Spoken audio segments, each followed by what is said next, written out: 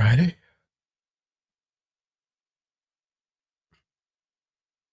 We'll go ahead and get started. So let's bring some awareness to the body. Start to get the body settled in a comfortable, stable position that's serviceable for meditation.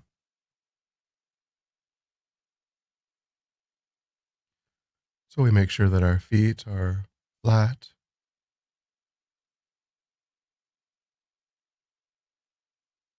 We make sure that we keep our back straight, torso open and upright. Trying to use the body's own muscles.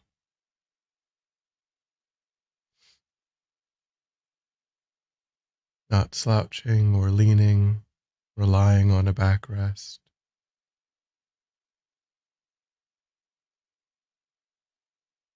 Our hands are in the lap, palms upturned, right over left, the thumbs gently touching.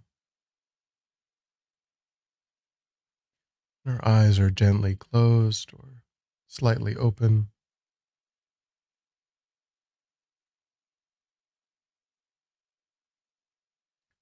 And just scan through and release any places where there's unnecessary tension in the body.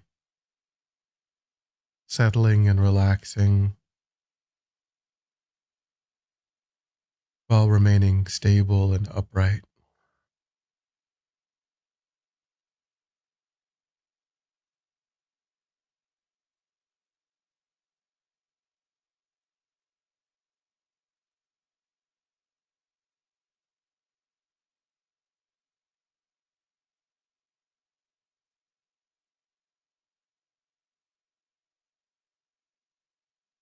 And try to pull your awareness away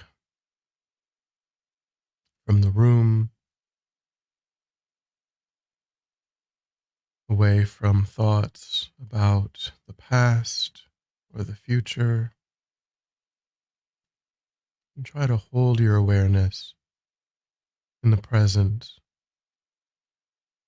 using whatever physical sensations attend the in-breath and the out-breath, mainly around the nose, the opening of the nose.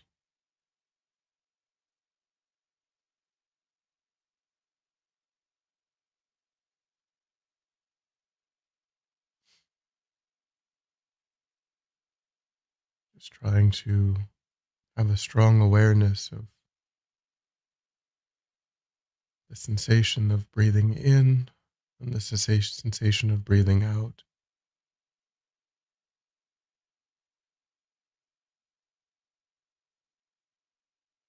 Quickly noticing and letting go of whatever else arises in the mind, gently returning again and again to that sensation.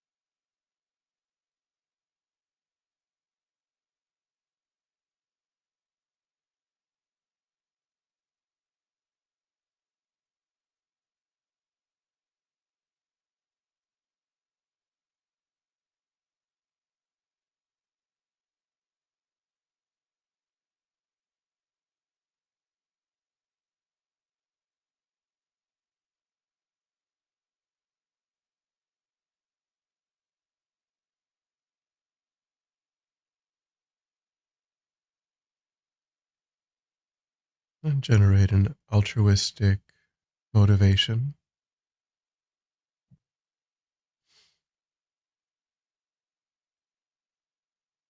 thinking that by engaging in spirituality and developing your qualities, you're able to be of benefit to others in deeper and more expansive ways,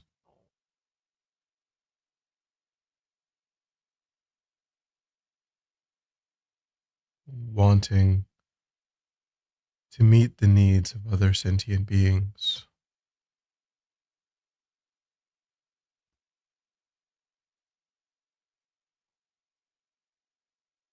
thinking that that's the main purpose of developing my qualities.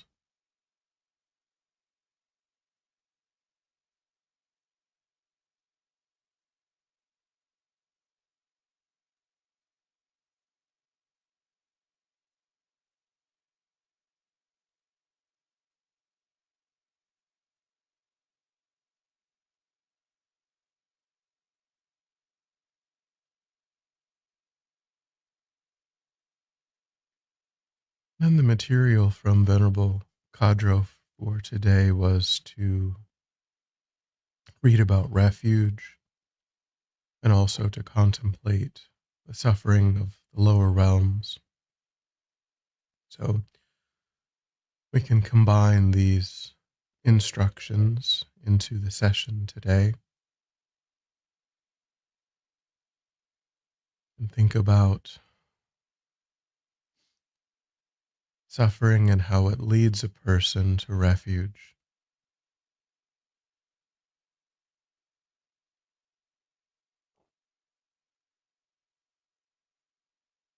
So we can start by thinking about the life that we do have, that we've contemplated, the life of leisure and endowment. It's incredibly precious and rare coming together of conditions,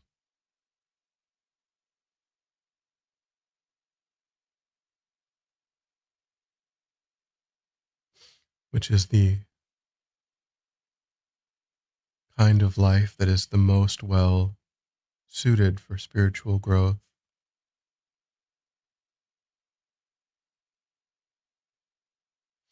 But we've also contemplated death and impermanence.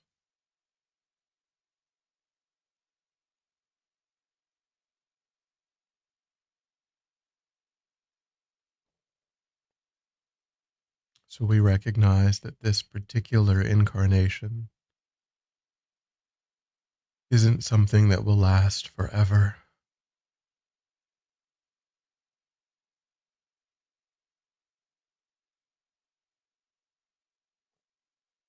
and that death can come at any moment, even today, even before we finish this meditation.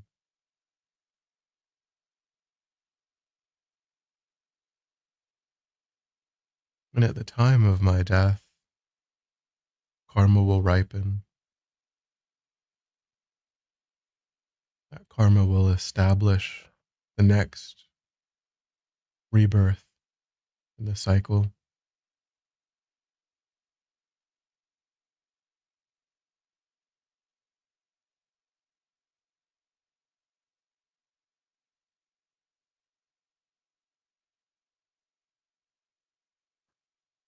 Many times in the past,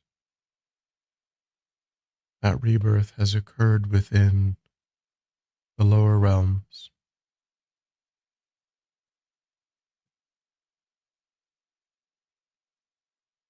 And we most likely can't say that that option has been completely closed to us.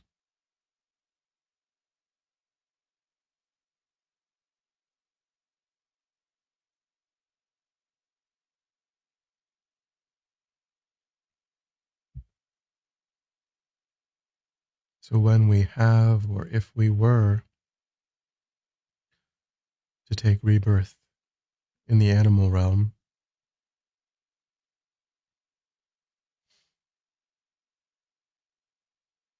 then the experience would be one of great mental confusion,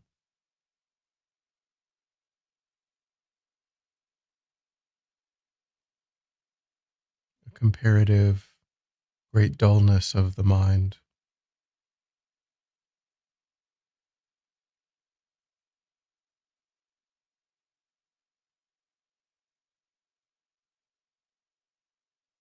Also, overwhelming fear,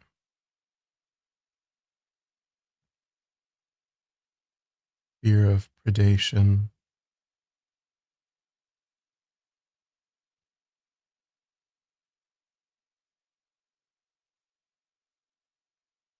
exposure to the elements,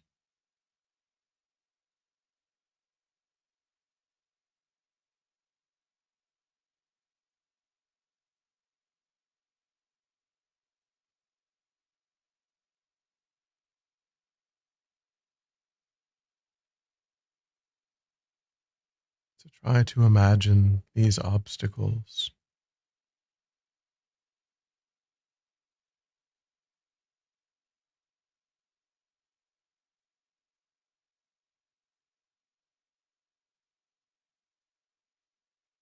as Venerable said, we often romanticize the life of dogs and cats, but thinking of the trillions of options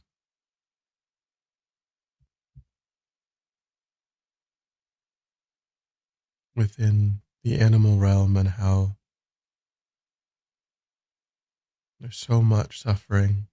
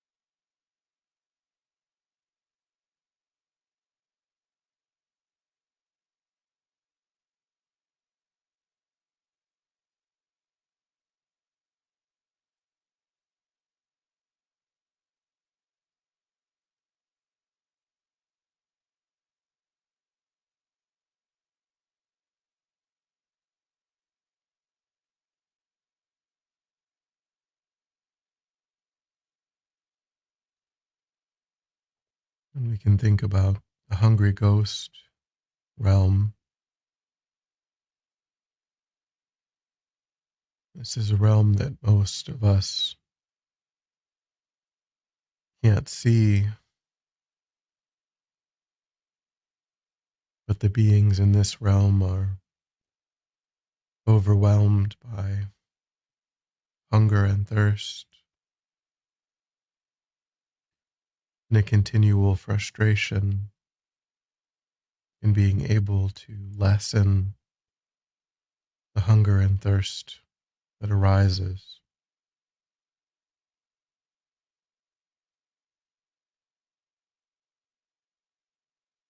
It's said that this can be thought of as a karmic manifestation of covetousness or greed, envy, that sort of energy can give rise to this kind of experience.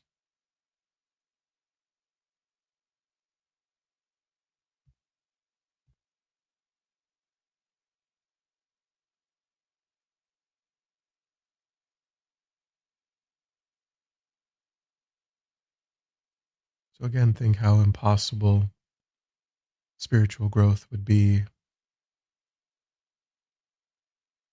We know how distracting hunger and thirst are just within our own life. And here it's amplified perhaps thousands of times.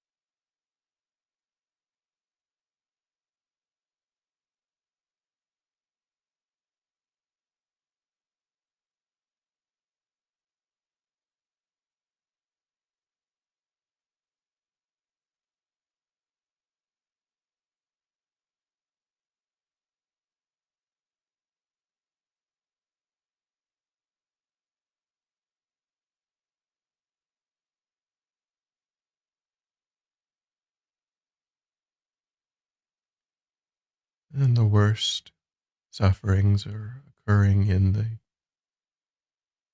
English, the so-called hell realms, the state of unfreedom,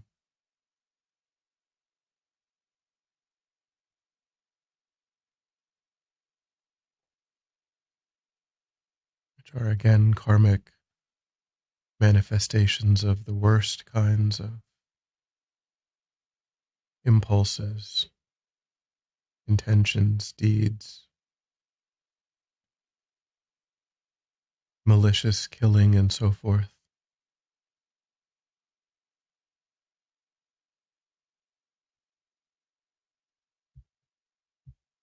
How the bodies in these realms can die and be reconstituted to suffer, die, but again be reconstituted.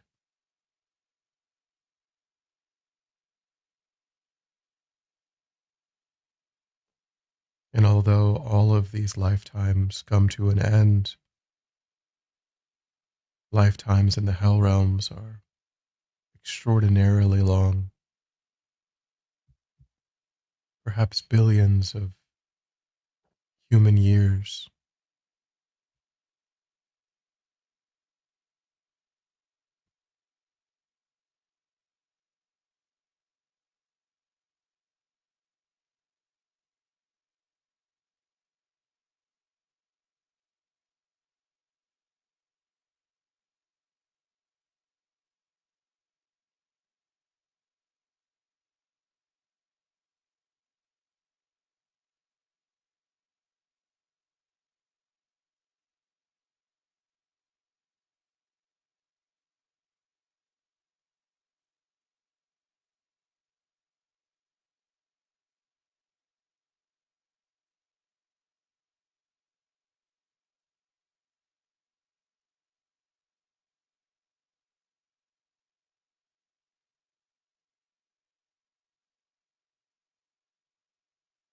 And we think that because I haven't completely closed the door to the lower realms, I need to turn toward the source of protection,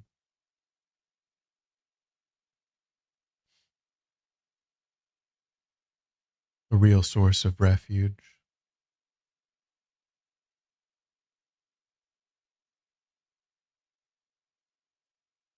an infallible, unmistaken guide.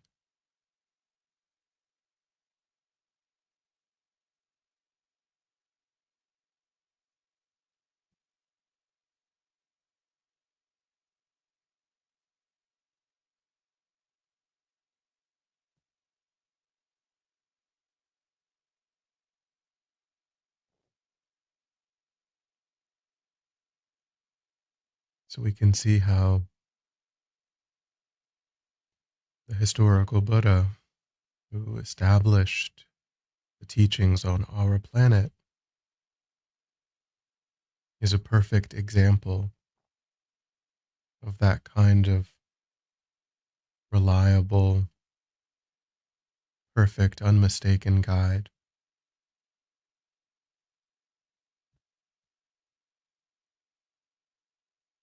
He wishes only to benefit.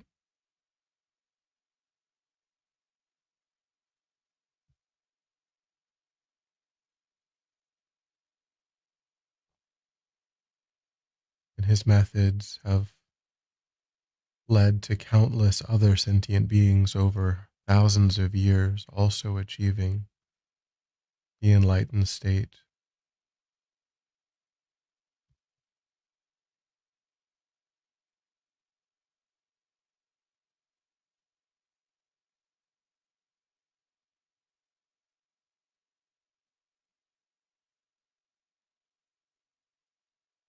We can see in our own life that the delusions are not always operating.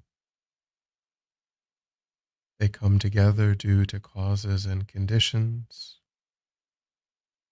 And we can see in our own life that we've had at least some success in applying antidotes, reducing the delusions.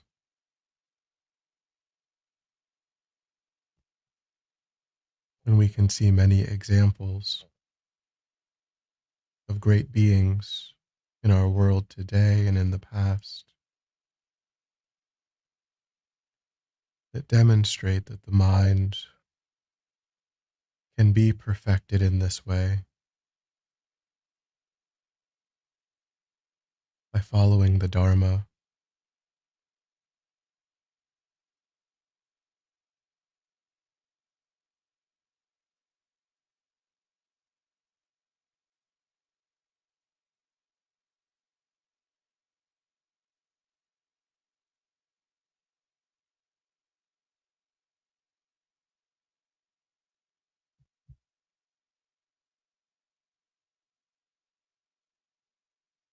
And we've been benefited by teachers,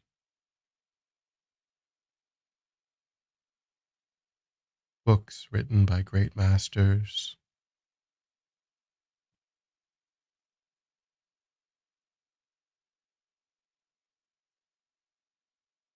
and we can recognize that the Sangha, those teachers, those masters, have arisen in dependence upon the Dharma, which was given by the Buddha.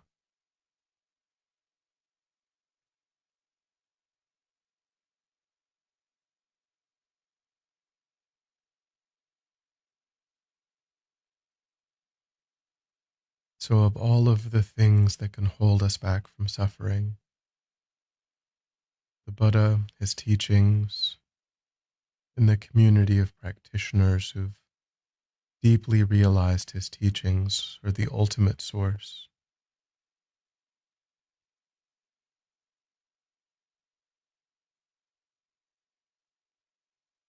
So, generate confidence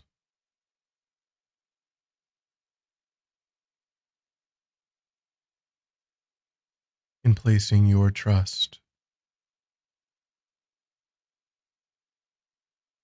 in the omniscient mind of the Buddha, the methods, and that community of practitioners.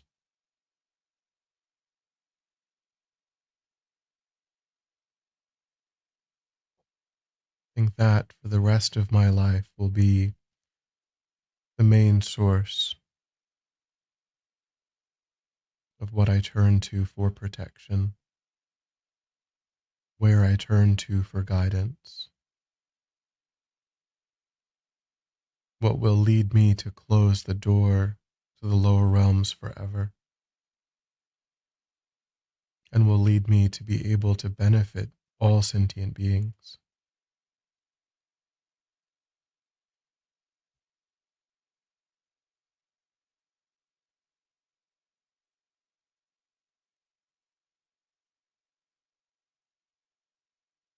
And just hold your mind in that sense of confidence and resolve.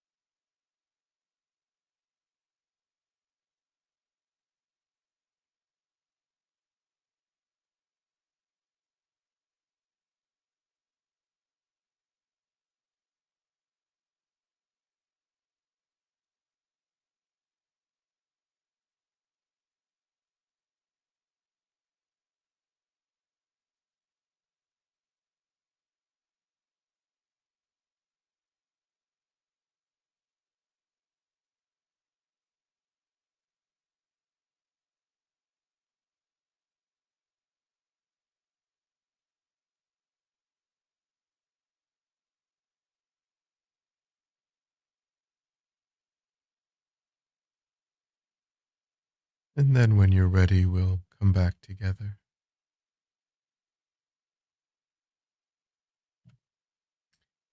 And we'll dedicate.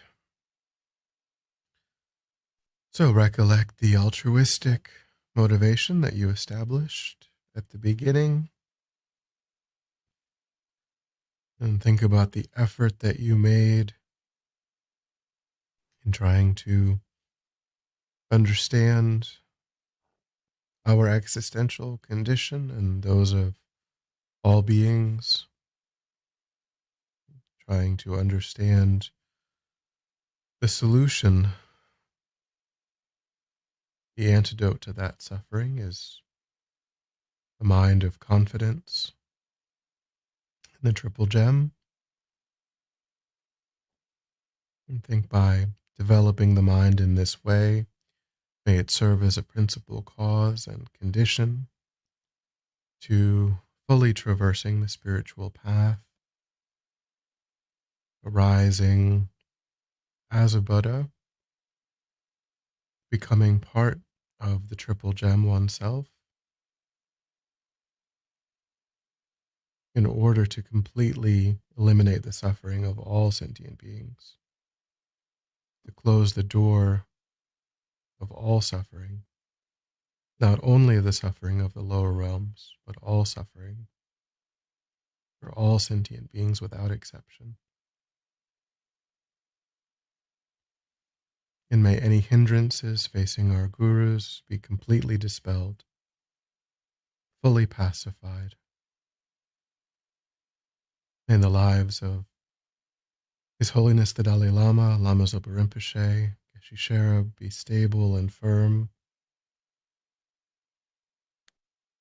And may there be no obstacles to their holy wishes being instantly fulfilled.